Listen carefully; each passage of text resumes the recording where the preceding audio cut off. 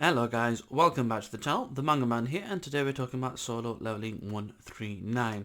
A late video. This was supposed to be due on Wednesday, then it just got delayed after that. And essentially a lot of it's to do with me starting a new job and just having problems due to being sub-zero temperatures here, so frozen pipes, boiler not working, damp and so on and so forth. That's just basically kept me busy over the last couple of days. So apologies about that. With 140 down the corner, I'm pretty sure we'll turn around this pretty quickly and hopefully get on to that as well. But without further ado, let's get into this review. So, chapter 139, relatively simple and essentially covers 3 or 4 sections that are intertwining. So I will try to keep this relatively simple. So let's kind of go through the events. I will say the ending was kind of nice, considering it's a dark and twisted story. So if you kind of go through the different things, it starts off essentially with Christopher Reid saying, like, I'm a national class hunter. What have I got to be scared of? No one can kill me. And then obviously the person who can awaken powers is essentially saying, look, I had a dream and you were surrounded, and he essentially says, who can help me? Sun Jin Woo. So Sun Jin Woo's name is brought up, and then it kind of moves to Sun Jin Woo's part of the story, and he's kind of justifying to himself how he had to kill the other monarch, because obviously he was really powerful with the chain, but at the same time he would have run rampage. And then you get other parts in the story where he flexes his power later on in the chapter, and he talks about how he should have got the giant that went across the sea. But then we find out that essentially Liu Zhugand, the national class hunter for China, is stood over the body, near the body, basically having done that. So essentially, we get to see this character that we'll probably see more of in the future, I'd imagine, being that they've mentioned him, and we've at least seen him on 2 different occasions being effective, and that's Jeju Island and now this. So kind of world level events, and he's there. So I'm sure we'll see more of him in the future. You also move on to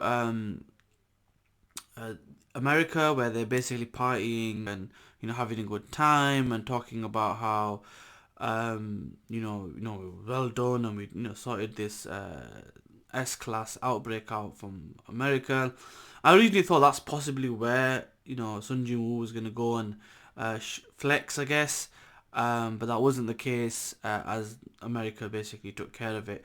And then we do see the entrance of Thomas Andre, who's basically just funny.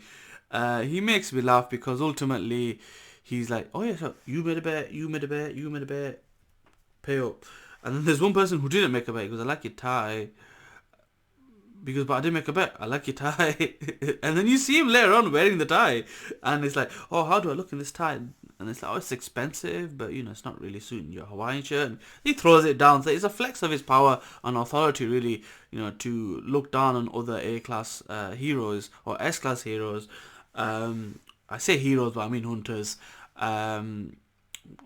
Basically thinking of One Punch Man right now. But anyway, and just doing that, and then he gets told about this invitation, a conference where the Arjun Guild will be coming, Sun Jin Woo. So there's mentions of Sun Jin Woo in this conversation because he did what he was supposed to do in Japan. There's mentions of him coming to this meeting, a conference. There's mention of him in Christopher Reid's conversation, and then obviously Japan have basically seen what's happened with him as well.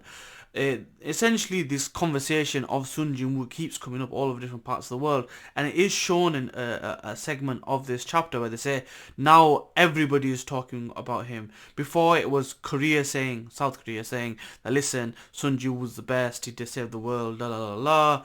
But now other countries are talking about him, because if you can imagine, South Korea having a South Korean hero for the world is a biased opinion for a lot of people. So the fact that other people are now saying this as well is an exciting prospect.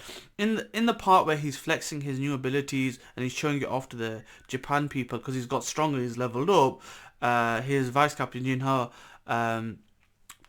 is basically like, yeah, this is nothing new. And then he gets a call about his father, and then he has to go on his sadden. And there's like a scene there that's kind of sad, and it's like, He's about to cry because he finds out his father's been following him the whole time, and he had high expectations, and he loved him, but he just expected so much of him because of who the father was, and now he's gone into the eternal sleep, and then you find he gets a tap on the head.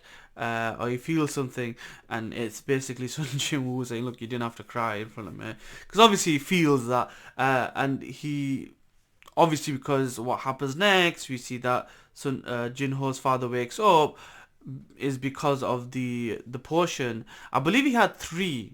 He might have had five, but for some reason I've got my mind. I've got three, so he's got at least one left. But yeah, basically he saves his life, and he doesn't get seen by anybody but the sister. The sister's like, wait, isn't that? And then he wakes up, and she gets distracted. But what I liked about it is, it's a bit early, but happy birthday. So he literally did this for Jin Ho. He didn't do it for the father at all, because he was offered stupid amounts of money, and that wasn't what it was about. It was about Jin Ho, his vice captain, and the fact that he's gone out of his way to save his life, means he actually cares. But then, does that father find out? Is the sister going to say, like, oh, well, I saw somebody nearby and put two and two together? Is there going to be a second conversation where, they try to mass produce it? What's going to happen next? We don't know. There's a conference now happening with America, so we'll hopefully see him there. Are we going to see that confrontation finally between the other S-Class Hunter and Sun Jin Woo? At this point, Sun Jin Woo will destroy him. And are we going to see what's going to happen with that dragon, who seems to have a skill within, kind of ingrained in him, that looks like a rune? But if you look at that design, it looks no different than any of the skills he's picked up before. So possibly that could be something he could use. I mean, the fact that he's got that flying dragon already is fun enough, but we'll have to wait and see. Exciting stuff. I thought I wanted to keep this relatively simple. Leave your comments, and comments in the section below. Share the video if you can, and I'll see you next time. Peace.